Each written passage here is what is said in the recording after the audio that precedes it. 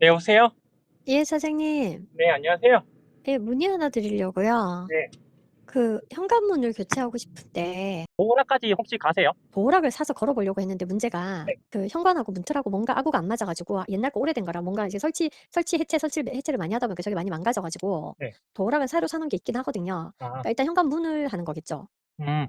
근데 그것도 그러면은, 틀이 정말 네. 안 맞아서 틀까지 다 해야 된다면은 일단은 전문가가 보셔야 틀까지 다 해야 되는지 문만 해야 되는지 알 수 있을 것 같아서요. 저는 왜 저게 아구가 안 맞는지 모르겠거든요. 근데 도로, 보면 뭔가 많이 망가져 있어요, 이게. 지금 집에 계시는 거죠? 아니, 거기가 이사 갈 집인데 네. 제가 가신다면 바로 갈 수도 있어요. 가깝거든요. 아, 일단은 그럼 주소랑 그 비밀번호를 드릴 테니까요. 네네. 그 확인 한번 해주세요. 상태가 어떻게 해야 될지. 네, 알겠습니다. 네, 그래서 뭐가 아구가 안 맞다는 건가 싶어 그 궁금증에 현장을 방문했습니다. 전화를 통해 읽을 수 있었던 것은 도어락만 바꾸면 굳이 문을 바꾸지 않아도 된다는 것이었습니다. 도어락은 빨간색으로 다소 오래된 모델이었습니다. 틀과 문을 살핀 후에 큰 문제가 없다는 것을 확인하고 작업이 되겠다 싶었는데요. 그래서 고객님께서 준비하신 신형 도어락을 뚝딱거리며 달아놨습니다. 기존 도어락 구멍으로 인해서 추가 가림판 작업이 필요한 상황이었습니다. 이렇게 작업을 한 후에 고객님께 전화를 다시 드렸습니다. 여기 예. 도어락을 일단 설치를 했는데요. 그 설치가 안 된다고 하셨나요? 그게 아니라 그거는 기존에 설치가 돼 있는 건데 그래서 도어락을 그게 도어락 옛날 거잖아요. 네. 그래서 다 떼고 이제 요즘에 새로 나온 신형 도어락을 바꾸려고 했는데 네. 다 떼고 보니까 아구가 안 맞아서 뭔가 그 문에다가 도어락을 걸려면 안 걸리는 거예요. 지금 안 맞아서. 일단 제가 카드 끼워가지고 작동이 되거든요. 아니 그게 아니고요. 네. 사장님 네네네. 그 도어락은 되는데요. 네. 다른 걸 못 단다고요. 다른 거를. 일단 한번 와보세요. 지금 새 거 달아놨거든요. 새 거를 달았다고요? 네. 기존 거 떼고, 새 걸로 달아서 지금 뭐 걸리는 부분 있나 없나 체크하고 연락드리는 건데, 잠깐만요. 아니 그게 어떻게 달려요? 그 까만색 달았다고요, 도어락을? 네, 그래서 고객님께서 바로 오셨습니다. 고객님께서 새 도어락이 달린 걸 확인하신 후 보여주신 반응이 좀 재밌어서 그림을 좀 그렸는데요. 어디에 있어요, 이거? 이거 어디 보자. 그 아까 열쇠를 어디 갖고. 일단 이거 주문해놨거든요. 네, 한번 받아보세요. 제가요? 네. 근데 있지?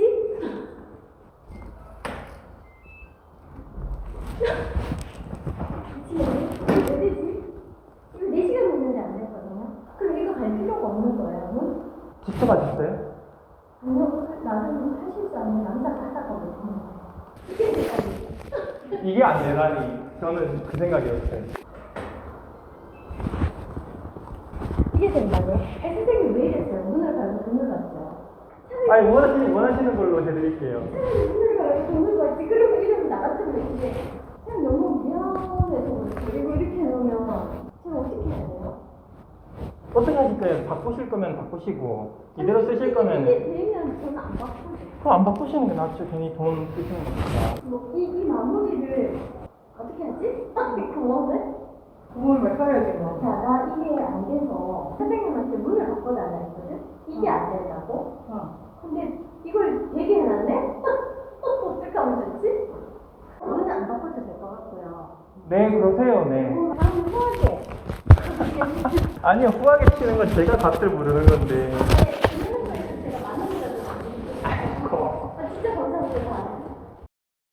제가 와서 보니까 이게 설치가 너무 잘 되고, 이거 구멍, 기존에 나 있던 이제 구멍을 가림막 하기 위해 가지고, 예, 가림막 사왔습니다. 여러분, 디마케팅이란 말 혹시 들어보셨나요? 디마케팅은 마케팅의 반대말입니다. 자기가 가진 물건이나 서비스 등을 사람들에게 어떻게든 팔기 위해 애쓰는 것이 마케팅이 되겠고요. 역으로 자신이 가진 물건이나 서비스를 팔지 않기 위해 애쓰는 것이 디마케팅이라고 할 수 있습니다.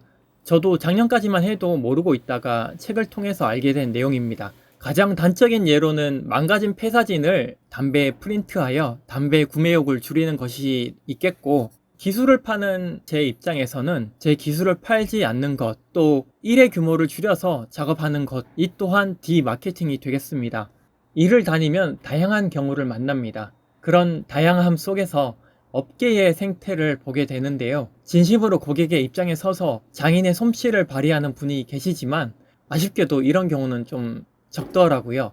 많은 경우 정보의 비대칭성을 이용해서 작업의 규모를 키우는 경우를 덜어 보게 됩니다. 특정 부분이 고장났는데 전체를 새로 갈아야 한다는 식입니다. 어떻게 본다면 영업을 잘하는 것으로 볼 수가 있겠지만 추운 날 옷 속을 파고드는 칼바람처럼 반갑지 않은 것이 분명합니다. 저는 어려서부터 배워서 남 주는 사람이 되고 싶었습니다. 사회복지를 공부하면 잘 도와줄 수 있겠지 싶어 해당 공부를 마쳤지만 막상 일을 해보니 생각했던 것과는 많은 차이가 있었습니다. 손발을 꽁꽁 묶어놓은 상태에서 일을 하는 기분이 들더라고요. 그래서 딱 5개월 근무하고 일을 그만뒀습니다. 호기롭게 일을 그만두긴 했지만 막상 할 수 있는 일이 없더라고요. 그래서 삶이라는 경기장을 벗어나 거의 2년간 바닥에 누워서 아무것도 안 하고 지냈습니다. 1인분 하지 못하는 삶에 대해 당장이라도 질식해버릴 것 같은 답답함을 느꼈고 하루하루가 얼마나 버겁던지 말 그대로 버티는 삶의 반복이었습니다. 미래의 나를 위협하는 가장 심각하고 근본적인 요인은 미래에 대한 희망이 없는 것이다. 희망이 없으면 현재는 의미를 잃고 결국 당신은 소멸한다. 라는 것을 얼마 전 책에서 읽은 적이 있습니다.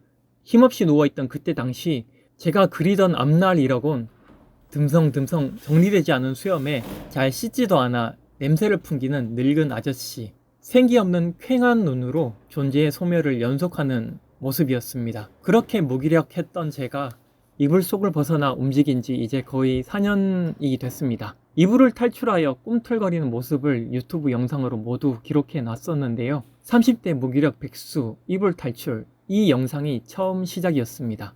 정말 많은 고민 끝에 처음 영상을 올려내고 이제부터 뭔가 잘 될 수 있을 것 같았습니다.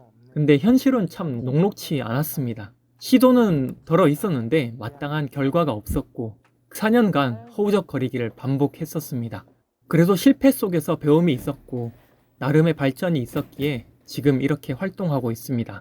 집수리를 다닌 지는 이제 1년하고도 6개월 정도가 좀 지났습니다. 아무래도 경험이 부족한 것은 맞습니다. 그래도 100만원 이상 나올 견적을 9만원에 마무리 지었으니 제법 도움이 되는 존재로 역할하고 있음을 실감하고 있습니다. 네, 이렇게 가림판 작업까지 해서 2번 방문하였고요. 8만원 말씀드렸는데 고객님께서 후하게 만원 더 주셔서 9만원으로 종결 지었습니다.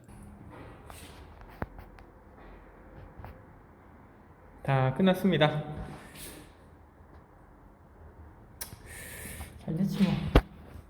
그래, 1인분은 하고 있냐? 묻고 싶은 분들 계시죠? 네, 지난 11월 정산인데요. 지출 그래프 모양은 지난 10월과 비슷했고 세부 지출 또한 뭐 별 다를 게 없었습니다. 다만 이번에는 일이 좀 있어서 드디어 200의 벽을 훨씬 넘게 됐습니다. 문이 떨어져서 이제 왔는데요. 야, 이게 제가 만나본 상황 중에 제일 상황이 안 좋은 케이스입니다. 이게 어떻게 해야 되지 이거? 지금 생각은 한 이 정도 끊고 각 파이프로 해서 재단을 해서 여기 끼운 다음에 용접 여기 치고 일단 얘를 끊어냈는데 고생 많이 했고 그래서 이렇게 용접돼 있는데 얘를 이제 잘라서 풀에 있는 걸 잘라가지고 지금 이렇게 만들었고 지금 이렇게 홈 만들었고 이렇게 끼워 넣으면 사이즈가 대충 맞게 되죠. 그러면 얘는 이제 개성품이니까 끼워 넣으면은 아씨 더 잘라야 됩니다. 안 들어갑니다. 넣을 때 뚫었는데 아씨 이런.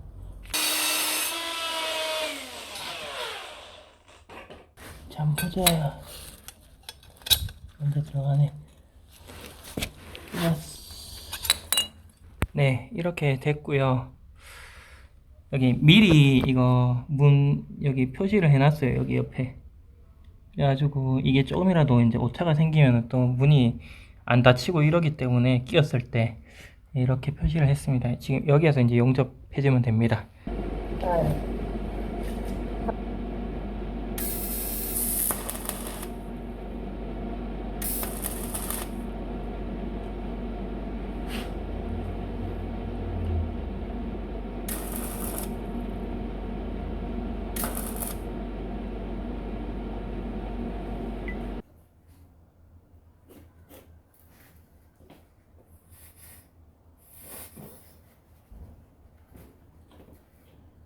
에이, 시멘트가 떨어졌네. 에이.